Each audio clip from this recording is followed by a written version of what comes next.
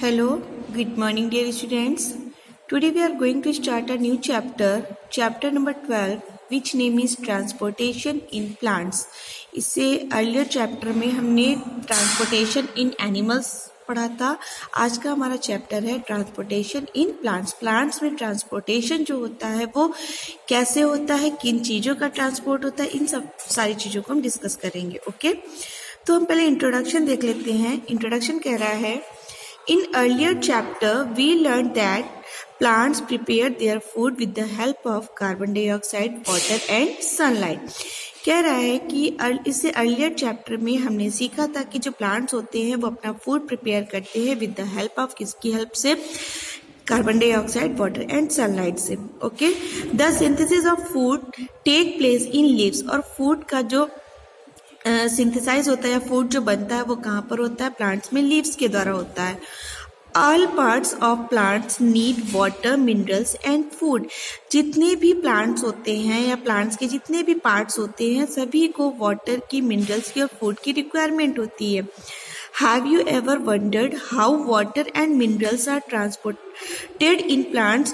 आपको ये जानकर आश्चर्य होगा कि कैसे पेड़ों में वाटर और मिनरल्स का ट्रांसपोर्ट होता है। How synthesized food in transported to all parts of the plant. और प्लांट्स में जो फूड को लीव्स प्रिपेयर करती हैं वो हर पार्ट्स में कैसे पहुंचता है। ओके, आगे देखते हैं। A transport system moves these materials throughout the plants. Transport system में क्या होता है, जो मटेरियल्स होते हैं ये प्लांट्स की पूरी बॉडी में पहुंचते हैं। Plants take water and minerals, nutrients from the soil.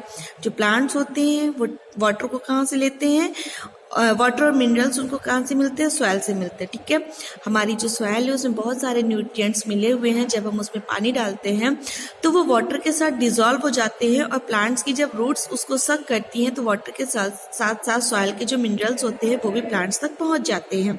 Okay, तो वही वो कह रहा है, from the soil through the roots and transport it to the leaves. और कहाँ तक पहुंचती हैं, लीव्स तक पहुंचती हैं। During photosynthesis, the leaves prepare food for the plants using water and carbon dioxide. और जब प्लांट्स में फोटोसिंथेसिस का प्रोसेस होता है, फोटोसिंथेसिस का प्रोसेस क्या है कि लीव्स के द्वारा फूड का प्रिपेयर करना। तो प्लांट्स में जब फूड लीव्स प्रिपेयर करती हैं तो उस समय उस वाटर को जो कि सॉइल से लिया गया है, वाटर को और कार्बन डाइऑक्साइड को यूज करती हैं। ओके, अब आता है next, transport system in plants. Plants में जो ट्रांसपोर्ट सिस्टम होता है वो क्या होता है। In order to transport water, minerals, foods और wastage from one part of plant to another, plants have a fully developed transport system. कह रहा है जब वाटर और मिनरल्स, फूड और वेस्टेज का ट्रांसपोर्ट होता है प्लांट्स में तो क्या होता है, ये फुली जो इन सारी चीज़ों का जो ट्रांसपोर्ट होता है प्लांट्स के हर पार्ट्स में पहुंच रहा है उसको हम पूरी तरीके से किसमें जानते हैं, फुली डेवलप्ड ट्रांसपोर्ट सिस्टम। उसका एक पूरा ट्रांसपोर्ट सिस्टम होता है। Flooring plants have a well developed transport system called a vascular system.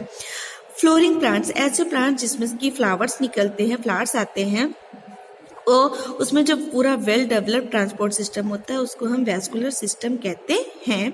It consist of long pipe like vessels. और इसमें क्या होता है, लंबी सी पाइप लाइक, जो जैसे घरों में वाटर की पाइपलाइन होती है वैसे ही प्लांट्स में आप ये देख रहे हो फिगर, पाइपलाइंस दिख रही हैं, इसी तरीके से पाइपलाइन स्ट्रक्चर होता है जिसको वेसल्स कहते हैं।